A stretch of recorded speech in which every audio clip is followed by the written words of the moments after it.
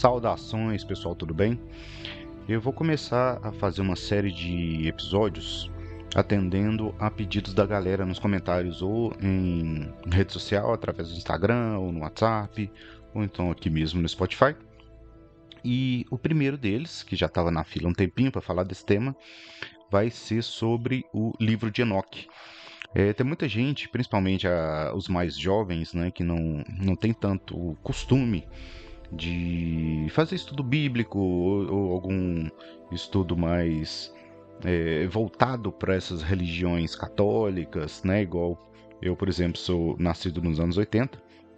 Era muito comum ter o suposto ensino religioso católico nas escolas. Então você aprendia sobre os seres e as pessoas principais ali do enredo católico nessa educação inicial. Então, tanto nas escolas quanto na igreja, no batismo, né, no catecismo. Então, tinha muito dessa vivência. E, naturalmente, tinha alguns seres que eram descritos na Bíblia que tinham muito mistério envolvido. E um deles era Enoque. E foi um personagem que ele sempre me deixou muito intrigado, e eu achei um áudio bem interessante para trazer para vocês aqui hoje. Então, para quem não conhece, é um áudio muito legal para ter uma base de conhecimento, para argumentar, para trocar uma ideia sobre. E quem quiser se aprofundar mais, claro, né, sempre tem leituras adicionais aí, pesquisas adicionais que podem ser feitas.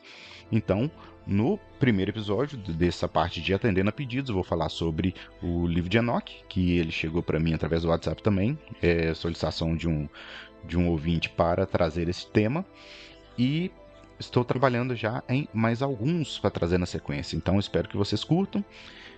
Então é isso, não vou me delongar muito não, espero que vocês aproveitem, curtam bastante o episódio e aguardo o comentário de vocês no final, beleza? Valeu, obrigado.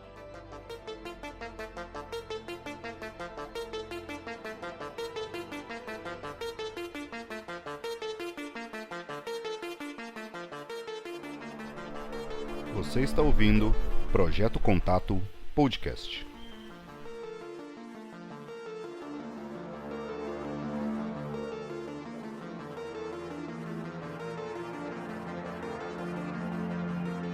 Se você já leu a Bíblia, você leu o livro de Enoque, quer dizer, pelo menos um pedacinho. O autor da Epístola de Judas, no Novo Testamento, cita uma passagem de Enoque palavra por palavra, e vários outros autores cristãos, de Orígenes de Alexandria a Santo Agostinho, também citam e comentam o livro de Enoque. Mas o que exatamente é esse livro, o que ele diz, e por que, mesmo tendo sido extremamente influente na antiguidade, ele é praticamente desconhecido hoje em dia? A ideia desse vídeo é apresentar um panorama geral sobre o livro de Enoque, passando por cada um dos sublivros contidos nele e situando esses textos historicamente. Bom, então antes de mais nada é importante dizer que há 3 livros chamados de Livro de Enoque. O mais antigo de todos é muitas vezes chamado simplesmente de Livro de Enoque mesmo, que é o que eu vou fazer também ao longo desse vídeo. Mas esse mesmo livro também costuma ser chamado de Primeiro Enoque ou Enoque Etíope. Além dele, a gente tem também o Segundo Enoque, ou Enoque Eslavo, e o Terceiro Enoque, ou Enoque Hebreu. Mas apesar desses títulos, né, primeiro, segundo e terceiro Enoque, esses textos são bem diferentes e bem distantes no tempo e não formam uma sequência. Não é como se fosse, por exemplo, o Poderoso Chefão 1, 2 e 3. Cada um deles é uma obra independente que circulou de forma separada ao longo da história. E outra coisa, o próprio primeiro Enoque não é um único texto. Na verdade, essa obra bem longa, com mais de 100 capítulos no total, é dividida geralmente em 5 livros menores: o Livro dos Vigilantes, o Livro das Parábolas, o Livro dos Luminares, o Livro dos Sonhos e a Epístola de Enoque, além de 2 apêndices bem curtinhos no final. Nesse vídeo, eu vou focar especificamente no primeiro Enoque e nesses sublivros que o compõem. E daqui a pouco a gente vai dar uma olhada em cada um deles, vendo o que diz, né, cada uma dessas partes. Mas antes vale a pena falar um pouco da data e do contexto desse primeiro Enoque. Segundo o próprio texto, o autor do livro seria o patriarca Enoque, pai de Matusalém e bisavô de Noé, que é mencionado de passagem no livro de Gênesis. O texto lá em Gênesis diz o seguinte: Enoque andou com Deus, depois desapareceu, pois Deus o arrebatou. E é justamente essa relação excepcional de Enoque com Deus e o seu arrebatamento que servem de pano de fundo para as várias visões e jornadas celestiais e até infernais que o livro de Enoque apresenta. Mas claro que a partir de uma abordagem histórica, essa autoria não é aceita. O livro de Enoque contém uma série de visões proféticas que casam muito bem com os eventos do período de dominação grega helenística ali na região da Judéia, e também com eventos do período dos Macabeus, o que indica que o autor sabia desses eventos, que eram passado para ele, ainda que ele colocasse esses eventos como previsões do futuro feitas por Enoque. Bom, caso você parta da premissa de que realmente é possível alguém ter acesso ao futuro, esse argumento de datação talvez não seja muito convincente. Mas o fato é que historicamente, academicamente, se a gente tem um texto que fala de Napoleão, por exemplo, a gente trata ele como posterior a Napoleão. E se um texto fala sobre Judas Macabeu, como o livro de Enoque, a gente trata ele como um livro posterior a Judas Macabeu. E há outros critérios também que corroboram essa data, como o fato de que nenhum texto anterior ao século III a.C. faz referência a ele, o seu estilo literário, o seu vocabulário, a sua gramática, o seu perfil teológico também casa muito melhor com outros textos judaicos posteriores ao período persa e não com textos judaicos mais antigos, e também não há nenhum manuscrito de Enoque anterior ao século III, que exigisse que a gente entendesse que esse livro fosse anterior a isso. E falando nos manuscritos que nós temos hoje desse livro, os mais antigos são fragmentos encontrados entre os famosos manuscritos do Mar Morto. Esses manuscritos mais antigos estão em aramaico e datam entre aí o século III a.C. e o século I depois de Cristo. A gente também tem alguns fragmentos do período medieval desse texto do livro de Enoque em grego, latim e siríaco, e finalmente os manuscritos mais completos que a gente tem do livro de Enoque são manuscritos já do século XV ao século XX, preservados na Etiópia e traduzidos para o etíope clássico, ou ge'ez. Daí alguns estudiosos se referirem ao texto como Enoque etíope, não porque ele seja originário da Etiópia, que ele não é, mas sim porque os únicos exemplares completos que a gente tem desse texto estão em etíope. E isso não é por acaso, tá? A gente vai chegar lá daqui a pouco, mas algumas comunidades etíopes, como a Igreja Ortodoxa da Etiópia e a comunidade Beta Israel, têm o livro de Enoque como um livro sagrado. Na Igreja Ortodoxa Etíope mesmo, esse livro inclusive faz parte da Bíblia, da mesma forma que o Gênesis e o Apocalipse. Mas a gente vai chegar lá. Antes disso, vamos dar uma olhada agora no conteúdo propriamente desse texto, O que o livro de Enoque diz, afinal. Como eu disse, o livro de Enoque é dividido em 5 partes principais. A primeira delas é o chamado Livro dos Vigilantes, ou Livro dos Observadores, ou Livro das Sentinelas. Esse livro conta a história de quando alguns anjos, chamados de vigilantes no texto, desceram para a terra e tiveram filhos com mulheres mortais. Esses filhos nasceram gigantes e começaram a comer tudo pela frente, desde a colheita, os animais puros e impuros, seres humanos e até eles mesmos. Enquanto isso, os vigilantes, esses anjos descidos do céu, ensinaram aos mortais diversas artes e ciências ocultas, desde a magia e a astrologia até a metalurgia e o uso de cosméticos. Segundo o texto, esses saberes fizeram aumentar a perversidade e o poder destrutivo dos humanos. E isso, somado àquela questão dos gigantes canibais que estavam soltos pela terra, acabou forçando uma intervenção divina da parte de Deus. Primeiro, Deus enviou o anjo Sariel ou Uriel para preparar Noé para o dilúvio que ia cair sobre a terra. Depois, ele enviou o anjo Rafael para combater o vigilante Azael ou Azazel, que é referido como líder dos vigilantes. Depois, Miguel é enviado para combater o vigilante Semiasa, que também é referido como líder dos vigilantes em outros momentos, o que talvez seja inclusive uma pista de que a versão que a gente tem hoje dessa história combina, na verdade, duas versões mais antigas, uma que tinha Azazel como líder e outra que tinha Semiasa, ou podem ser dois nomes para a mesma figura também, mas seja como for, um último anjo, que é Gabriel, é enviado também para destruir os gigantes, e finalmente vem o dilúvio, que purifica a terra, aniquilando basicamente todos os seres vivos que não estavam na Arca de Noé. E claro, o Enoque mesmo não passa por nada disso, porque ele é elevado por Deus até os céus, onde ele faz uma série de visitas guiadas, por assim dizer, guiadas por anjos, aos espaços secretos reservados aos justos e injustos que aguardam o juízo final. Essas visões dos lugares separados, que é como o texto chama, são muito interessantes interessantes porque desenvolvem com muito detalhe o imaginário judaico antigo, pelo menos dos judeus da linha do autor de Enoque, a respeito dos destinos pós-vida. A ideia de um espaço que é basicamente uma câmara de tortura eterna, por exemplo, aparece aqui de uma forma que já é muito parecida com o que vai ser posteriormente a ideia de inferno no cristianismo antigo. E o próprio tema da visita guiada a esses espaços antecipa vários outros textos, como por exemplo a Divina Comédia de Dante e outros muito mais antigos, como o Apocalipse de Pedro. E beleza, é mais ou menos isso, bem resumidamente, o livro dos vigilantes. Na sequência vem o livro das parábolas. Essa segunda parte do livro de Enoque é uma das mais controversas de todas, porque ela traz um personagem que tem muitos paralelos com o Cristo do Novo Testamento. Alguns estudiosos até defendem que ela, na verdade, é um acréscimo cristão ao livro de Enoque, feito posteriormente, e realmente não dá para descartar completamente essa possibilidade, porque nenhum dos exemplares antigos do livro de Enoque preservam o livro das parábolas. Só que esses exemplares, na verdade, também são bem fragmentados e várias partes de outros livros também não são encontradas entre eles. Então, assim, vai saber. O que a gente pode dizer com certeza é que esse livro tem como tema principal a batalha do bem contra o mal e a questão do juízo final. As visões de Enoque apresentadas aqui separam o mundo basicamente em dois lados. De um lado estão os eleitos, os justos, os santos e os anjos fiéis, e do outro lado estão os opressores, os reis e poderosos e os anjos caídos. O lado do mal é liderado por Azazel e o lado do bem é liderado por Deus, chamado aí no texto de Senhor dos Espíritos, ou então de Cabeça dos Dias. E esse lado do bem também é capitaneado por uma espécie de representante supremo de Deus, que é chamado de o Justo, o Eleito, ou até de o Filho do Homem. Essa é a figura que eu disse que lembra muito a descrição de Jesus ali nos textos cristãos. Ela combina três temas muito presentes no imaginário judaico antigo, que são o tema do rei esperado da linhagem de Davi, o Messias, o tema do servo, que aparece algumas vezes no livro de Isaías, e o tema da personificação da sabedoria, uma espécie de atributo divino existente antes mesmo da criação, que nas versões gregas foi traduzida como logos, a palavra. Mas apesar desses paralelos muito fortes com as descrições de Jesus, o curioso é que no final do livro das parábolas, esse tal de eleito e filho do homem é identificado com o próprio Enoque.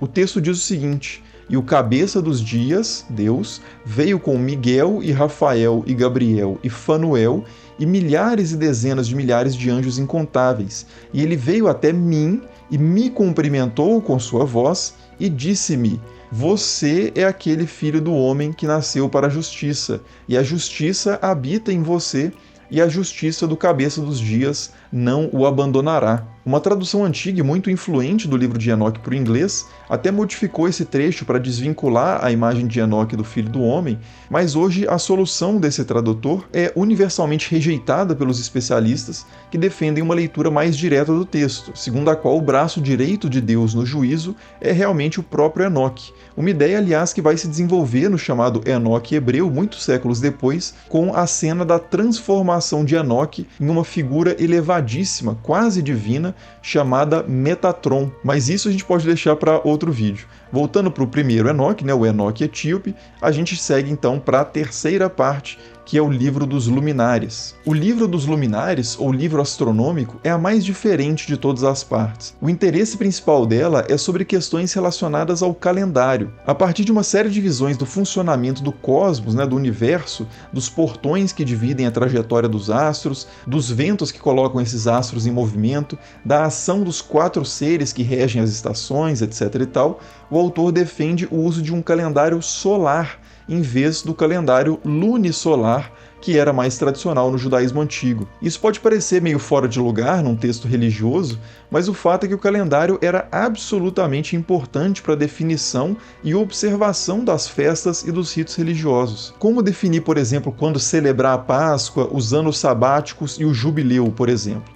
Tudo isso depende do calendário. E uma coisa curiosa aqui é que no livro de Gênesis é dito que Enoque viveu 365 anos, uma idade muito diferente da dos outros patriarcas e que remete muito fortemente ao ciclo solar de 365 dias, mais ou menos. Parece que já na época de escrita do Gênesis existia essa relação de Enoque com o calendário solar por algum motivo, que aliás, o calendário solar, né, já era utilizado na Pérsia e no Egito Antigo também. Bom, e a próxima parte do livro de Enoque é o livro dos sonhos. Essa parte traz 2 sonhos em que Enoque recebe revelações sobre o futuro. A primeira prevê o evento do dilúvio e a segunda recapitula a história desde a criação e avança até o juízo final. Esse segundo sonho, de temática mais histórica, é especialmente interessante aqui porque é nele que a gente encontra as referências aos eventos do período helenístico que eu falei lá no início do vídeo. Mas para chegar lá, a gente tem que começar das alegorias que o autor coloca para repassar a história desde antes do dilúvio. E essas alegorias usam animais para representar os humanos, estrelas para representar os vigilantes, né, os anjos descidos,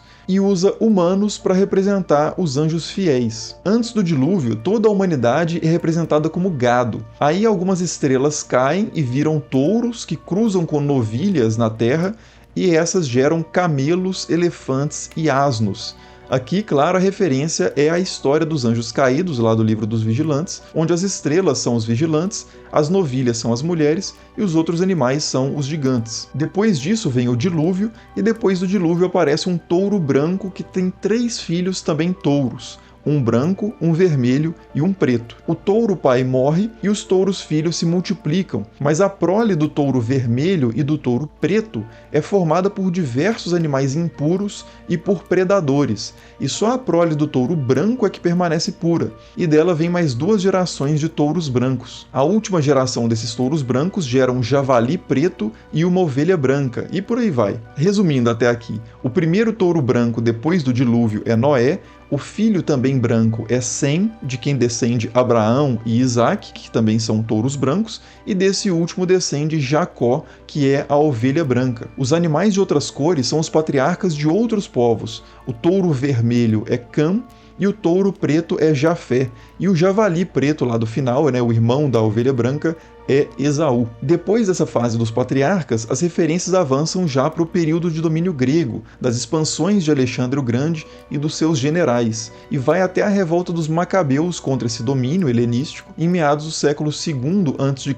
Até o próprio Judas Macabeu, o líder da revolta dos macabeus, é representado como um carneiro com chifres gigantescos. Até aí, essas alegorias históricas casam muito bem com os eventos históricos que a gente realmente conhece, o que sugere, como eu disse lá no início do vídeo, que o autor conhecia esses eventos e que, portanto, ele estava escrevendo depois deles, ainda que essas palavras sejam colocadas na boca de Enoque como previsões de um futuro distante. Futuro distante para o personagem narrador, Enoque, mas passado ou presente para o verdadeiro autor do livro. Só que depois dessa fase dos macabeus, nenhuma imagem mais casa com os fatos históricos que a gente conhece, e elas avançam já, inclusive, bem rapidamente, para o fim dos tempos. São imagens já de Deus construindo uma nova Jerusalém e todos os povos se curvando aos judeus e os mortos ressuscitando para o juízo final. Quer dizer, tudo indica que o autor estava escrevendo não muito depois dos tempos da revolta dos macabeus e que ele projetava o fim dos tempos para acontecer em breve. Como ele está colocando as palavras na boca de Enoque, que teria vivido antes do dilúvio,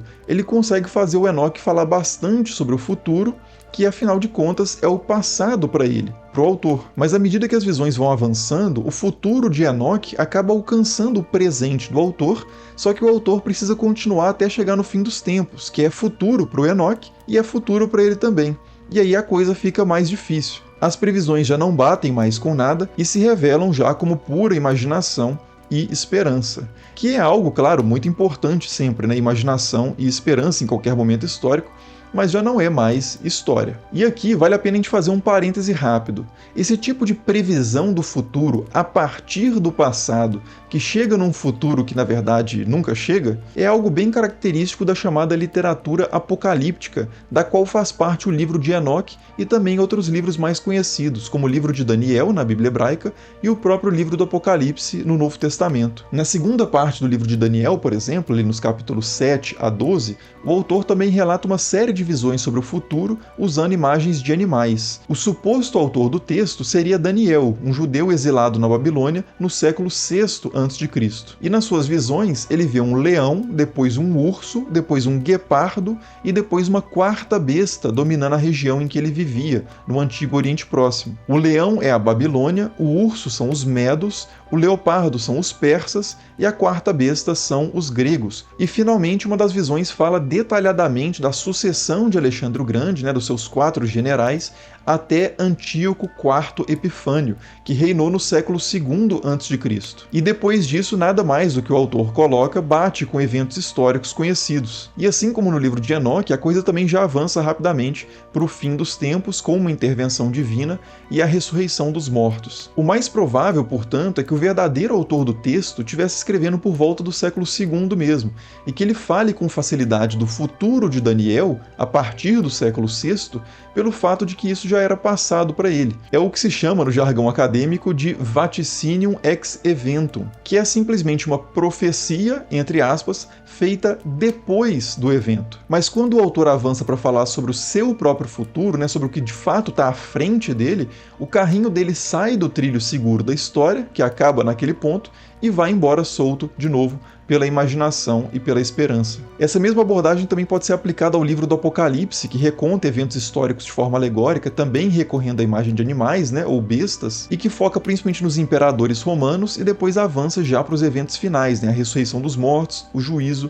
e a inauguração da Nova Jerusalém. Mas depois a gente pode fazer vídeos específicos detalhando essa discussão de cada um desses livros apocalípticos. Por hora, vamos voltar lá para o livro de Enoque, que só está faltando a quinta e última parte, que é a Epístola de Enoque. Essa última parte, a Epístola de Enoque, é escrita como uma espécie de testamento e instrução moral destinada aos filhos de Enoque, e por extensão ela é destinada também às futuras gerações que praticarão a retidão e a paz, como diz o texto. Essas instruções são dadas também na perspectiva de um juízo final iminente. O fim está próximo, então esteja preparado. Evite a idolatria, o consumo de sangue, a blasfêmia e a transgressão de outras leis divinas. E caso você seja rico e poderoso, evite construir patrimônio às custas dos outros, não junte dinheiro sujo e não faça banquetes luxuosos enquanto oprime os pobres. E se você não for o opressor, mas sim o oprimido, tenha esperança, diz Enoque. Os injustos serão varridos da terra e a autoridade será dada aos justos. O texto diz: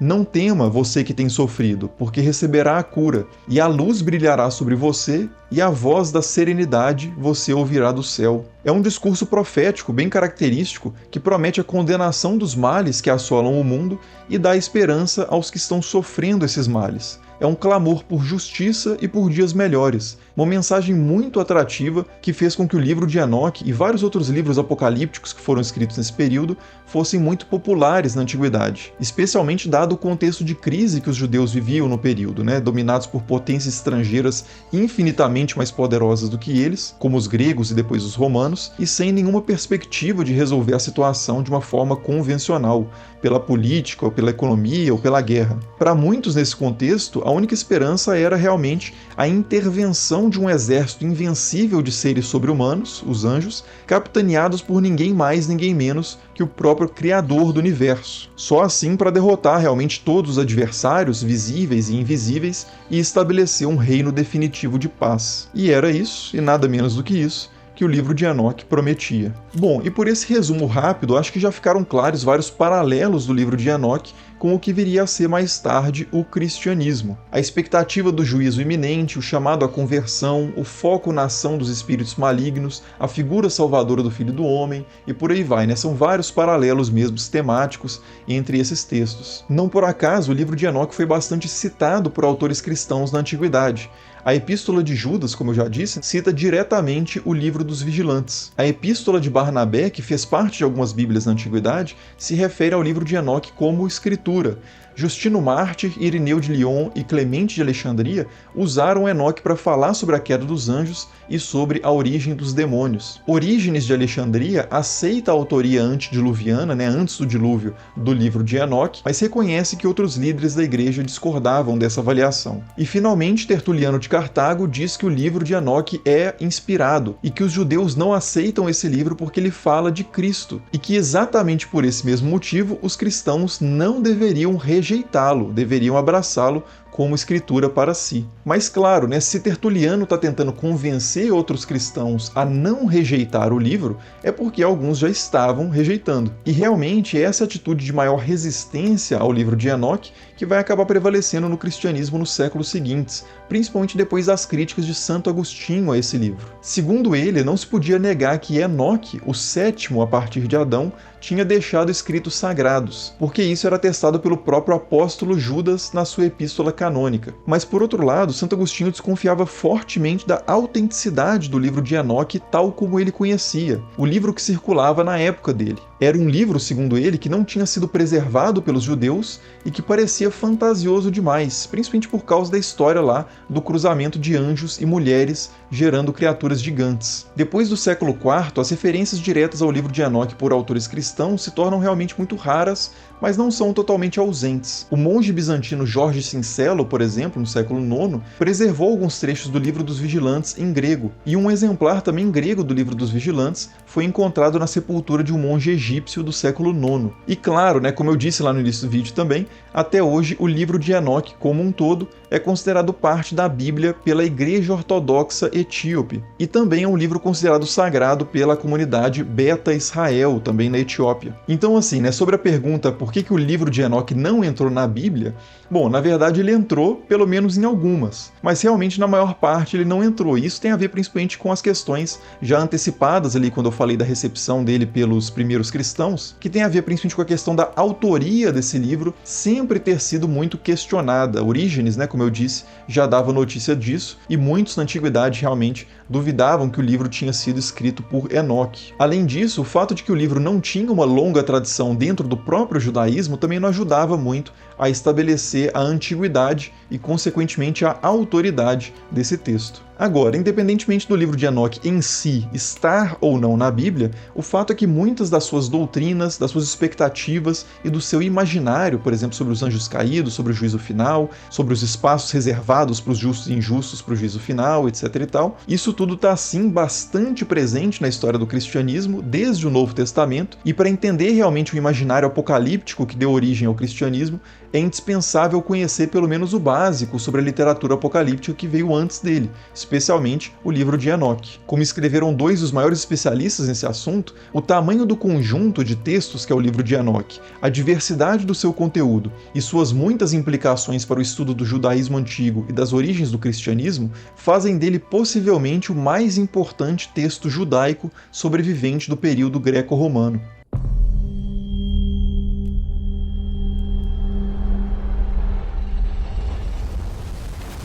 Você está ouvindo Projeto Contato Podcast.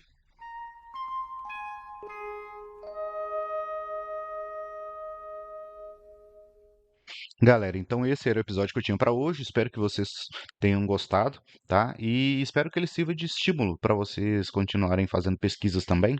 É, tanto de cunhos religiosos, quanto espirituais, quanto ufológicos.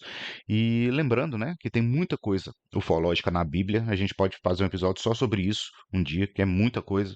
Se você pega todos os fenômenos que são encontrados na Bíblia e troca, né, as carruagens de fogo, os barcos de fogo, as rodas de fogo por OVNI ou AP ou a nomenclatura que você quiser, você vai ler a Bíblia com outros olhos, tá?